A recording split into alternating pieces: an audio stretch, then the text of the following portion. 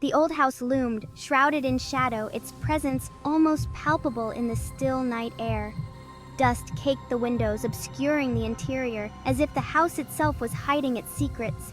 Musty air, thick with the scent of decay, greeted me as I stepped inside, each breath a reminder of the house's age and neglect. I shivered. This place felt wrong, as if the walls themselves were whispering tales of sorrow and loss. My great-aunt had recently passed, leaving me this house, her only possession, a relic of a bygone era. She had been a recluse, her life shrouded in whispers and rumors, a mystery even to those who lived nearby. Now I was about to uncover the truth, determined to piece together the fragments of her hidden life. Each creaking step on the wooden floor filled me with dread, the sound echoing through the empty halls. What secrets did these walls hold? What stories were etched into the very fabric of this house?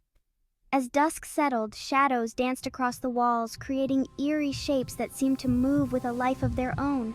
The silence was broken by creaks and groans, the house settling around me, as if it were alive and breathing.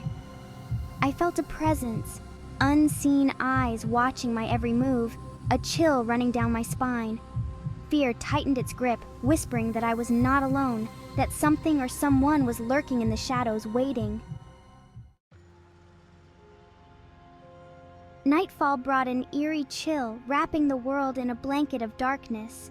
I lay in bed, unable to sleep, my mind racing with unsettling thoughts. The silence was shattered by a soft whisper, seemingly from within the wall itself. My blood ran cold as I strained to hear more.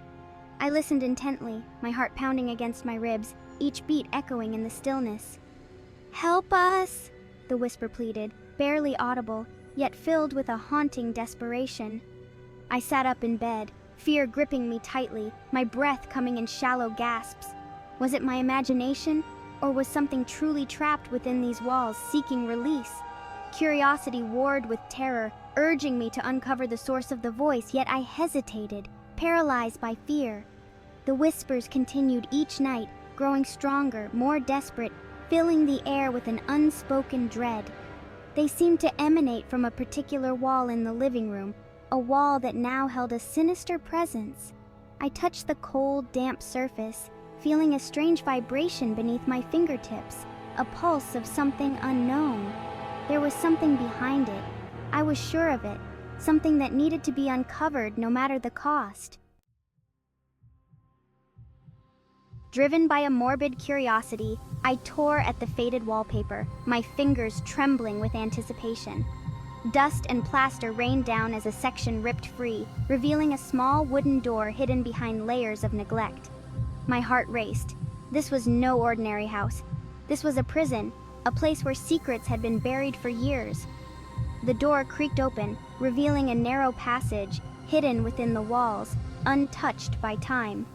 A cold draft rushed out, carrying with it the scent of decay and the faint sound of children's laughter, echoing from the past. It sent shivers down my spine. Who had been kept here, and why? The questions swirled in my mind, unanswered and haunting. I cautiously stepped inside, feeling my way through the darkness, each step heavy with dread and curiosity. The air grew colder, heavy with a palpable sense of sorrow, as if the walls themselves wept for the lost souls. The laughter grew louder, echoing through the narrow passage, a haunting reminder of forgotten times. It was a chilling, hollow sound, devoid of joy, a ghostly echo of a time long past, filling the air with an eerie presence. The passage opened into a small, hidden room. Two figures stood before me, children, their pale faces illuminated by a faint, ethereal light. They wore clothes that seemed ancient, their eyes wide and pleading. Fear gave way to pity. The children spoke, their voices like whispers on the wind. They told me their story, of how they had been trapped here for centuries, their souls bound to the house.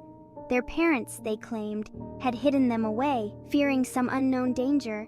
They begged me to help them escape, to break the curse that bound them to this place.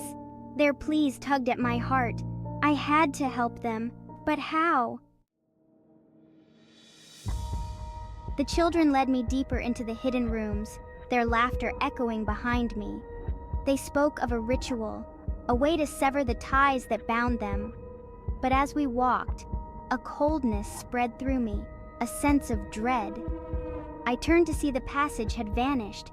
The children were gone, their laughter replaced by an eerie silence. I was trapped. Panic surged through me, cold and sharp. Had they been leading me astray all along? Then I heard it, a soft, sinister chuckle that seemed to come from the very walls themselves.